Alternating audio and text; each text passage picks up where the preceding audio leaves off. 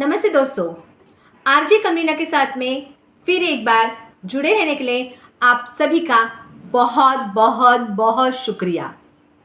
दोस्तों, आज की जो कहानी है, जो मुझे किसी ने शेयर की हुई है, जो कहानी उनके घर से, उनके फैमिली से रिलेटेड है। मैं उनका नाम नहीं लेना चाहती हूँ। वैसे उन्होंने तो कोई ऑब्जेक्शन नहीं लिया कि मेरा नाम मत लो, लेकिन फिर भी मैं अपने तरफ से उनका नाम लेना नहीं चाहूँगी। ये जो कहानी है पुणे शहर के मालेगांव की है। मालेगांव, इस शहर के बारे में शायद, इस गांव के बारे में शायद आपने जाना होगा, कभी नाम सुना भी होगा। आपने अगर मुल्शी पैटर्न ये फिल्म कभी देखी होगी तो उसमें मालेगांव बहुत नज़दीक है, तो वहाँ से काफ़ी कुछ ही दूरियों पे है। तो इस गांव की ये कहानी है। ये कहानी एक सत्य घटना पर आधारित है। जिन्होंने मुझे ये कहानी बताई है उन्होंने ये दावा किया है कि ये जो कहानी है ये सत्य घटना पर आधारित है। ये कहानी उनके परिवार से है, जो 4 पीढ़ियों से कुछ ऐसी घटनाएं उनके घर में हो रही है, जिसके वजह से कि उन्होंने जो बताया है उससे मुझे भी मानने पे मजबूर किया है कि हाँ, ये कहानी सत्य घटना हो सकती है। ये कहानी तब की है, शुरू मतलब तब की होती है जब जस्ट स्वतंत्रता मिल चुकी थी, भारत स्वतंत्र हो चुका था और अभी ही हमारे देश में उन्नति के रास्ते खुल रहे थे। लोग थोड़ा थोड़ा अभी अपने में डेवलपमेंट ला रहे थे, शहरों में डेवलपमेंट हो रहा था, गांव में, लेकिन गांव में अभी भी कुछ रूढ़ियाँ, परंपरा जो है वो कायम थी, उसमें कोई बदलाव अभी तक नहीं आया था। अब ये जो कहानी है ये शुरू होती है एक ऐसी रात से, जो बिन बरसात की रात कहते हैं ना, वैसी रात। मतलब जस्ट फरवरी मार्च का महीना था, अभी बारिश आने में काफ़ी देर थी, फिर भी अभी पता नहीं अचानक से कहाँ से उस रात काफ़ी बारिश हो रही थी। पूरा गांव बारिश से मतलब धड़ाम धुड़ूम आवाज़ आ रही थी, बिजलियाँ कड़क रही थी। पता नहीं, इतने ज़ोरों की बारिश गांव में शायद ही पहली बार हुई थी, ऐसा उनका कहना है। अब उसी रात बाकी सब गांव वाले तो सन्नाटे से सोए थे क्योंकि रात के 2-3 बजे थे, लेकिन एक घर और उसके घर के सब मेंबर रात को जाग रहे थे, क्योंकि उस रात उनके घर की जो बेटी थी उसकी डिलीवरी हो रही थी। रात के 2-3 बजे थे, अंधेरा छाया था, बारिश गिर रही थी और वहाँ पे साड़ूबाई, जो इस कहानी का मेन कैरेक्टर है, उसकी डिलीवरी हो रही थी। वो दर्द से कर्रा रही थी, बहुत ज़ोर से चीख रही थी। अब वहाँ पे वो मैके में आई थी, पहली डिलीवरी थी उसकी।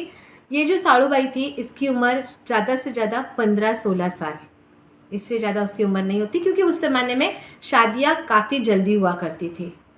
15-16 साल की लड़की फर्स्ट डिलीवरी के लिए अपने मैके में आई थी। मैके में उसके जो माँ थी, फिर भाभी थी और भाभी का एक छोटा 5 से 6 साल का बेटा, इसके सिवाय और कोई नहीं था। पिताजी पहले से ही गुजरे हुए थे और भाई भी अभी कुछ ही महीनों पहले उसकी डेथ हो चुकी थी। तो घर में एक छोटा से परिवार में ये जो साड़ूबाई है अभी यहाँ पे डिलीवरी के लिए आई थी। डिलीवरी का समय आ गया था। अब साड़ूबाई की माँ जो थी वो घर में अकेली थी, भाभी भी इतनी मैच्योर नहीं थी, उम्र में वो भी तो कम थी। तो ये सब जो वातावरण था उससे वो तो घर घबरा गए थे, क्योंकि साड़ूबाई की जो डिलीवरी थी वो नॉर्मल डिलीवरी से बहुत अलग थी, क्योंकि उसका जो दर्द था वो काफ़ी बढ़ते जा रहा था और उसकी माँ वो हैंडल नहीं कर पा रही थी। तो उसने अपने चचेरे देवर को, जो 2 है, जो इसमें से एक है शिरपा और एक पांडुबा, इनको घर पे बुलाया, उनके पूरे रिलेटिव्स को, मतलब उनके घर वालों को बुलाया कि भाई मैं ये सब हैंडल नहीं कर पा रही हूँ, तो एक काम करते हैं, इसको अस्पताल लेके चलते हैं। तो उस रात इतनी बारिश हो रही थी, उस समय कोई कार वगैरह या बस वगैरह अवेलेबल होती नहीं थी। ज़्यादा से ज़्यादा बैलगाड़ी से हम एक जगह से दूसरी जगह पे अस्पताल में लेके जा सकते थे, अदरवाइज़ कोई ऑप्शन ही नहीं था। तो उन्होंने भी कहा कि भाई इतने रात में, इतनी बारिश में हम अगर उसको बाहर निकालते हैं तो जच्चा बच्चा तो प्रॉब्लम हो सकता है, तो इसके लिए उन्होंने मना कर दिया। अब मना करने के बाद में फिर गांव की सुईन बाई, उस ज़माने में डिलीवरी के लिए सुईन बाई हुआ करती थी कि वो नॉर्मली हर गांव में जाके क्या करती थी, डिलीवरी करवाती थी। तो उसको लेके आया गया कि ये अब वो डिलीवरी करवाएगी। तो डिलीवरी होने में बहुत सुबह मतलब 4 बज गए थे, लेकिन डिलीवरी हो ही नहीं पा रही थी। सुईन बाई ने भी कहा था कि भाई शायद डिलीवरी में बहुत सारा प्रॉब्लम आ सकता है, या तो जच्चा या फिर बच्चा बच सकता है। अब ये बात लेकर सभी डर गए थे। उसकी माँ रोने लगी कि नहीं, ऐसे कैसे, मेरी बेटी की पहली डिलीवरी है, तो आप कोशिश करो कि दोनों को भी बचा लिया जाए। सुईन बाई ने अपनी कोशिश, उस ज़माने में जैसे वो कर पाती थी, वो लोग ट्रेन होते हैं, उन लोगों को ये सब आदतें होती है कि कैसे उनको डिलीवरी करवानी है, क्या है, तो वो कोशिश, पूरी कोशिश उसने की। लेकिन इस डिलीवरी में जितनी कोशिश की उसने, हो गया, बच्चा हो गया। बच्चा एक अच्छा खासा गोलू मोलू सा बेटा हो गया। सब खुश हो गए जब ये बात सुईन बाई ने बाहर आके सबको बताई कि बेटा हुआ है। बहुत खुश हो गए सब। और जैसे ही सुईन बाई बच्चा लेकर फिर से अंदर गई, तो अचानक से साड़ूबाई के पेट में बहुत ज़ोरों से दर्द होना शुरू हुआ। अब वो इतना दर्द हो रहा था कि उसको वो सहन ही नहीं कर पा रही थी, जोर जोर से चिल्ला रही थी, चीख रही थी। और अचानक चीखना चिल्लाना बंद हो गया। समझ में नहीं आया सबको कि क्या हुआ। अचानक से इतनी आवाज़ जो हो रही थी वो अचानक से बंद क्यों हो गई। साड़ूबाई की माँ भागते भागते वहाँ पर गई। जो सुईन बाई है वो वहीं पे थी। उन्होंने देखा, साड़ूबाई को हिलाने की कोशिश की। साड़ूबाई बेहोश गिरी हुई थी। साड़ूबाई को हिलाया, साड़ूबाई उठी नहीं। शायद साड़ूबाई इस दुनिया से निकल चुकी थी। फिर उन्होंने कंफर्म करने के लिए उसकी सांसें चेक की, नर्व्स चेक की, उसको बहुत पानी मारा गया, छींटे मारे गए, लेकिन साड़ूबाई नहीं बच सकी। एक तरफ सभी को खुशी थी कि उनको पोता हुआ है, बेटा हुआ है, दूसरी तरफ साड़ूबाई ये दुनिया छोड़कर चली गई थी। वो रात बड़ी अजीब थी। कुत्ते भौंकना शुरू हो गए थे। एक मातम का माहौल जो था पूरे गांव में फैला हुआ था। उसे में उसके पति को भी बुलाया गया। वो कुछ 2-4 किलोमीटर वहाँ पे कैसे होती थी शादियाँ, बहुत नज़दीक गांव में हुआ करती थी, या फिर होती थी दूर भी होती थी, लेकिन इसके जो ससुराल था वो काफ़ी दूर नहीं था। तो जैसे उसको खबर दी गई बेटा हुआ है, इस बात से वो तो खुश हो गया था। लेकिन जैसे उसको पता चला कि उसकी पत्नी का देहांत हो गया, वो भी रोने पीटने लग गया। वो आ गया यहाँ पर, उसके ससुर मतलब मैके में आ गया अपनी पत्नी के। आने के बाद में अब क्या करे, सभी लोग इकट्ठा हो गए, उसकी तैयारी होने लगी। अभी डेड बॉडी को कुछ जलाना, तो जलाते मतलब ये जो होता है कि अगर डिलीवरी के बाद में अगर वो लेडीज़ है उसको जलाया नहीं जाता है, अग्नि दहन नहीं किया जाता है, तो उनको क्या किया जाता है, दफन किया जाता है। तो उस समय भी ये हुआ कि भाई इसको दफनाने की तैयारी शुरू कर दी गई। अब सब ने पूछा कि भाई अभी ये तेरा बेटा है, इसको तू अपने साथ लेके जा। लेकिन उसने कहा कि मैं तो अकेला रहता हूँ, मेरे ना माँ बाप है ना कोई है, इस बच्चे को कौन संभालेगा, मैं तो नहीं संभाल पाऊँगा। और जो साड़ूबाई थी उसकी जो फैमिली थी, उसके अंदर उसकी माँ और जो भाभी थी, और भाभी का छोटा बच्चा था, इसके सिवाय और कोई नहीं था, सहारा ही नहीं था उनका कि घर पे कोई कमाने वाला भी नहीं था। तो जिसके कारण साड़ूबाई की माँ भी जो है वो उस बच्चे को रख नहीं पा रही थी। वो बहुत चाहती थी कि मैं इस बच्चे को संभालूँ, रखूँ, लेकिन उसके पास पैसे नहीं थे, सपोर्ट नहीं था, और ना भाभी रखने के लिए तैयार थी। तो मतलब क्या करे, कैसे करे। तो उसने भी कहा नहीं, आपका बेटा है, आप लेके जाओ। अब वो भी लेके जाने के लिए तैयार नहीं है, उसकी माँ भी नहीं रख पा रही है। तो ऐसे समय क्या किया जाए, ये सवाल पूरे गाँव वालों के सामने आया। तो जो ये पांडुबा था, जो उस साड़ूबाई का चचेरा चाचा था, इसने सजेशन दिया कि देखो अभी ये भी नहीं संभाल पा रहा है, आप भी नहीं संभाल पाओगे, तो इस बच्चे को रख के क्या होगा, कौन करेगा? तो एक काम करते हैं कि माँ के साथ बच्चे को भी दफना देते हैं। पहले तो साड़ूबाई की माँ ने बहुत विरोध किया कि नहीं, ये ऐसा नहीं होना चाहिए, नहीं, मैं कोशिश करूँगी संभालने की। तो उसका जो पति था साड़ूबाई का, उसने बोला ये सजेशन अच्छा है, हम ऐसे ही करते हैं, क्योंकि उसको दूध कौन पिलाएगा, उसका खाना कौन करेगा, ये कौन करेगा, वो कौन करेगा, इससे बेटर है कि ये वाला जो सजेशन है ये अच्छा। और उस ज़माने में ये बात चलती भी थी, तो इसके वजह से वो भी मतलब उसने भी कह दिया कि नहीं, इसको ऐसे ही करते हैं। जिंदा बच्चे को माँ के छाती से बांध दिया गया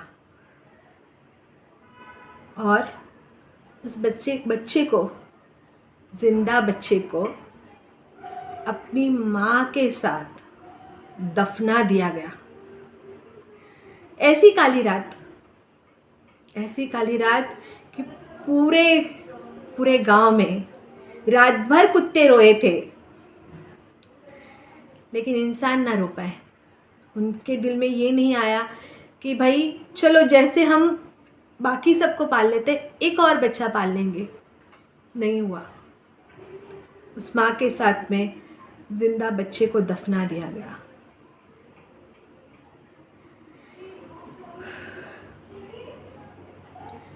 उसके बाद में सभी विधियाँ हुई, 13वीं वगैरह हुई।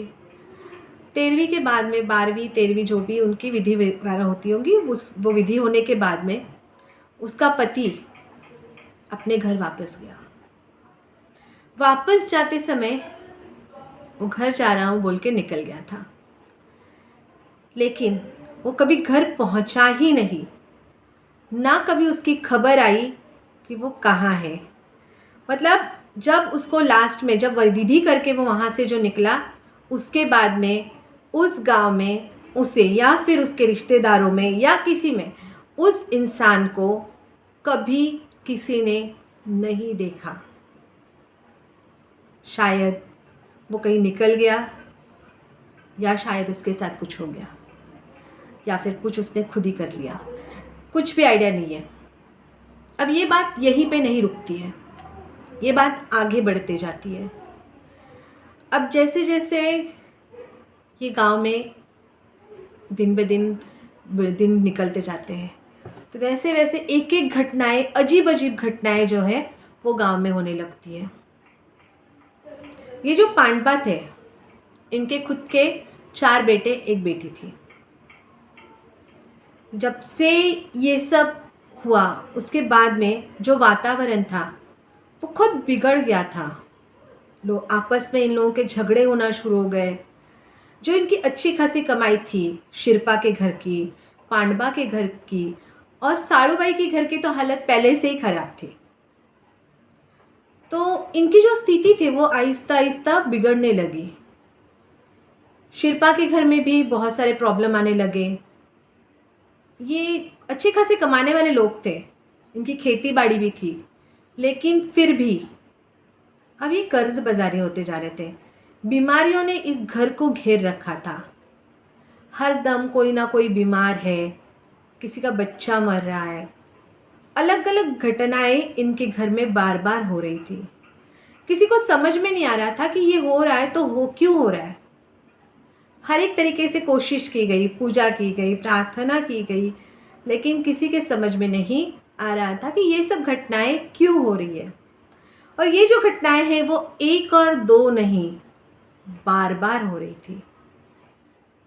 कहते हैं साड़ूबाई के मौत के बाद जो उसके मैके के परिवार वाले हैं, उन पे दुखों का पहाड़ टूट पड़ा था। उसका जो चचेरा चाचा था शिरपा, उसका जो बेटा है, उसकी अचानक से मौत हो गई। उसकी जो बेटी थी, उसके पति को सांप ने डस लिया। उसके सिवाय कुछ ही दिनों में उसकी जो बेटी थी वो पागल होके मर गई। उसका जो बेटा था, उसकी बीवी प्रेग्नेंट थी। प्रेगनेंसी के 5 दिनों के अंदर ही उसके बीवी को जो बच्चा हुआ था वो भी गुजर गया। शिल्पा भी बीमार होके, उसको कुष्ठ रोग हुआ था, उसी में वो चल बसा। ये जो है घटनाएं सिर्फ शिल्पा के परिवार के साथ हुई ऐसे नहीं है, यही घटनाएं पांडवा के भी परिवार में हुई। पांडवा के खुद के 4 बच्चे थे, 4 लड़के और 1 लड़की। लड़की जो थी शादी करके पुणे में सेटल थी, और जो उनका लड़का था, बड़ा लड़का, उसको पता नहीं अचानक से क्या हुआ और एक रात वो अपने आप ही चल बसा। उनका 2 नंबर का बेटा जो था वो पुणे में सेटल हो गया, वहीं पे शादी कर ली, वहीं पे सेटल था। उसके परिवार में कोई दिक्कत तब तक तो नहीं थी, लेकिन उनका एक था कि जब भी वो गांव जाते थे तो उनके बच्चे बीमार हो जाते थे, वो खुद बीमार हो जाते थे, तो जिसके कारण उन्होंने गांव जाना आना बहुत कम कर दिया। स्पेशली वो अपने बच्चों को कभी भी गांव नहीं लेके जाते थे। अब यही बात उनके 3 नंबर बेटे के साथ में हुई। उनकी जो तबीयत अचानक से ख़राब हुई, जो बिस्तर में ही कई सालों तक वो बिस्तर में ही थे, उनको खुद से उठ के कुछ करना आना नहीं आ रहा था। ऐसे ही चौथे लड़के ने अपने आप ही, उसकी जो बेटी थी उसकी शादी करवा दी, उसकी शादी टूट गई। फिर जो भी उनके घर में जब शादी होती थी या बच्चा होता था, उसका कुछ ना कुछ ऐसे हो जाता था कि जिसके वजह से एक तो शादियाँ टूटती थी, या फिर बच्चे ज़िंदा नहीं बच पाते थे, जो बचते थे वो बीमार हो जाते थे, या फिर कुछ ना कुछ ऐसे पनवती होती थी कि जिससे रास्ता कोई मिल नहीं रहा था उनको, कि ये क्यों हो रहा है, ये भी कुछ समझ में नहीं आ रहा था। पांडवा जो थे, जिन्होंने खुद से पुढ़ाकार लेके कहा था कि भाई इस बच्चे को दफना देते हैं, उनकी भी हालत, उनकी पत्नी भी कुछ सालों में गुजर गई, जो भी बीमार होके ही गुजरी थी। उसके बाद में पांडवा, वो पत्नी के गुजरने के बाद में उनको पता नहीं क्या हो गया था, वो हर रात दरवाज़ा खोल के, कुंडी खोल के, जहाँ पर ये जो साड़ूबाई है इनको दफनाया गया था, वहाँ पर अक्सर रात को जाके राउंड मार के आते थे।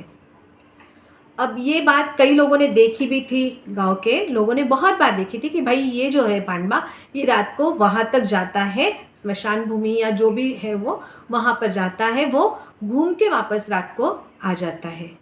और उसको जब हम पूछते थे, मतलब जो भी सामने वाला पूछता था, तो उसका कहना था कि मुझे याद नहीं है। ये होते होते कई दिन हो गए, लोग उसका पीछा करते थे कि ये कहाँ जाता है, क्या करता है। वो आहिस्ता आहिस्ता जो पांडवा है वो पागल होने लगा। पता नहीं उसके पैरों में कैसे एक बीमारी सी हो गई, जिसमें से धागे निकलने लगे या फिर कीड़े पड़ने लगे। लोगों ने उसको, मतलब अभी एक प्रतिष्ठित व्यक्ति थी, पांडवा एक प्रतिष्ठित व्यक्ति थी पहले, लेकिन आहिस्ता आहिस्ता लोगों ने उसे इग्नोर करना शुरू कर दिया था, उसके तरफ घिन्नता से देखते थे। उसको भी खुद बुरा लगता था कि लोग मुझसे ऐसे क्यों बिहेव कर रहे हैं, मुझसे ऐसे बात क्यों कर रहे हैं, क्यों मुझे ऐसे देख रहे हैं, उसकी भी समझ में नहीं आ रहा था। लेकिन अंदर से पांडवा पूरी तरह से टूट चुका था। एक रात अचानक पांडवा घर से निकल गए, वो सुबह तक वापस घर पे लौटा ही नहीं। सुबह जब उसके घर वाले उठे और उन्होंने पांडवा को ढूंढा, तो पांडवा घर पे नहीं थे। यहाँ वहाँ सब जगह पे उसे ढूंढा गया। कुछ औरतें सुबह सुबह पानी भरने के लिए कुएं पे गई थी। उस कुएं में पांडवा ने खुदकुशी कर ली थी। उसकी तैरती हुई जो लाश है वो पानी के ऊपर आ चुकी थी। पता नहीं उसने कितने बजे की वगैरह, कुछ उसका आइडिया नहीं है, क्योंकि गाँव में बहुत जल्दी लोग सो जाते हैं। तो फिर उसका अंतिम संस्कार वगैरह जो भी है वो करवा दिया गया।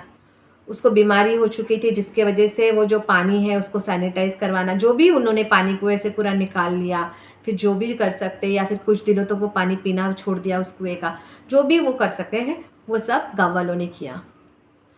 अब आपको लगा होगा कि भाई अभी शिल्पा भी चला गया है, पांडवा भी चला गया है, तो शायद ये स्टोरी में अब सब कुछ ठीक हो गया होगा, लेकिन नहीं, यहाँ पे बात ख़त्म नहीं हुई। दोस्तों, कहानी थोड़ी लंबी हो रही है, जिसके वजह से मुझे इसे 2 पार्ट में डिवाइड करना पड़ रहा है। तो कहानी का अगला हिस्सा हम सुनेंगे पार्ट 2 में, जिस कहानी का नाम है एक श्रापित परिवार।